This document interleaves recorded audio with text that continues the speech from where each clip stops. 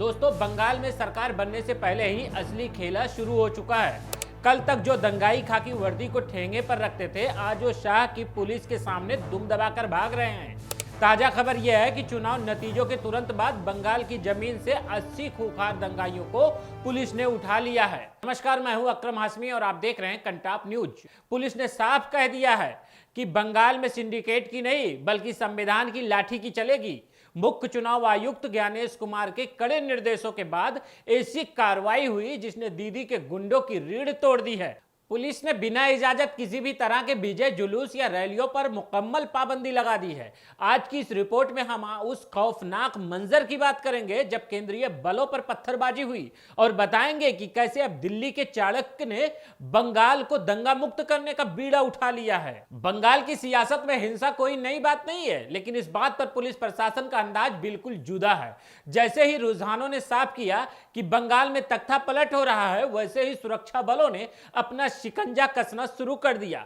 दक्षिण 24 परगना से लेकर हुगली तक उन इलाकों में सर्जिकल स्ट्राइक की गई जहां टीएमसी के गुंडे बेखौफ होकर घूम रहे थे। खबर है कि 80 ऐसे उपद्रवियों को धर दबोचा गया है जिन्होंने चुनाव के दौरान के बाद आगजनी और तोड़फोड़ की थी। ये वो लोग हैं जो ममता सरकार की सरपरस्ती में फले फूले थे, लेकिन अब इनका आका कोई नहीं बचा है। शाह की पुलिस ने इस दंगाइयों को उनके घर में घसीट कर बाहर निकाला है, जिससे बंगाल के उन इलाकों में सन्नाटा पसर गया है जहां कभी बमों की गूंज सुनाई देती थी। मुख्य चुनाव आयुक्त ज्ञानेश कुमार ने पहले ही वादा किया था कि इस पर बंगाल का चुनाव हिंसा मुक्त होगा और उन्होंने अपनी बात को सच साबित करके दिखा दिया है। 4 मई को नतीजे के बाद भी बंगाल के केंद्रीय बलों की 700 कंपनियां तैनात रखने का ऐतिहासिक फैसला लिया गया।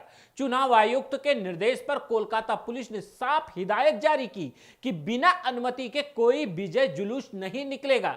दीदी के समर्थक जो जीत के जश्न के बहाने विरोधी पक्ष के घरों को जलाने के फिराक में थे, उनकी सारी प्लानिंग धरी की धरी रह गई। ज्ञानेश कुमार की इस चाणक्य नीति ने उन लोगों के होश उड़ा दिए जो बंगाल में अपनी जागीर समझते थे।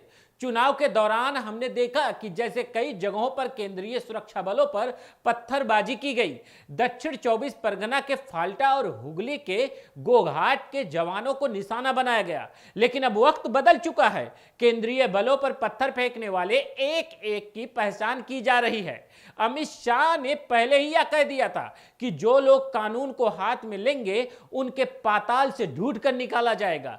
जिन जवानों ने अपनी जान हथेली पर रखकर बंगाल के मतदाताओं को सुरक्षा दी, उन पर हमला करने वालों के खिलाफ अब आतंकवाद जैसे सख्त कानून के तहत कार्रवाई की तैयारी कर दी गई है।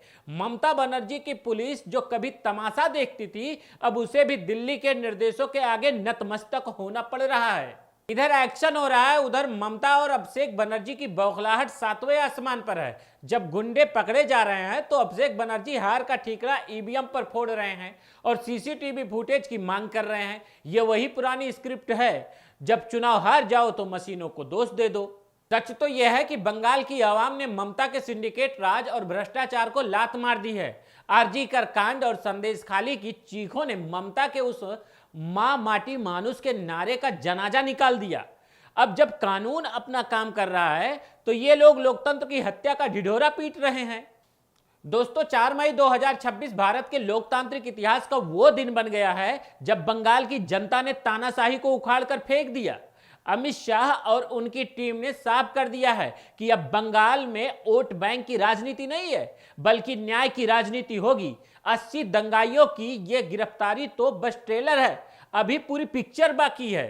क्या आपको लगता है कि बंगाल में दंगाइयों के खिलाफ यह सख्त कार्रवाई सही है? क्या चुनाव आयोग ने विजय जुलूसों पर रोक लगाकर सही कदम उठाया है? अपनी राय कमेंट बॉक्स में जरूर दें। वीडियो को लाइक करें, शेयर करें और फिर मिलते हैं हम अगली वीडियो में। तब तक के लिए नमस्कार।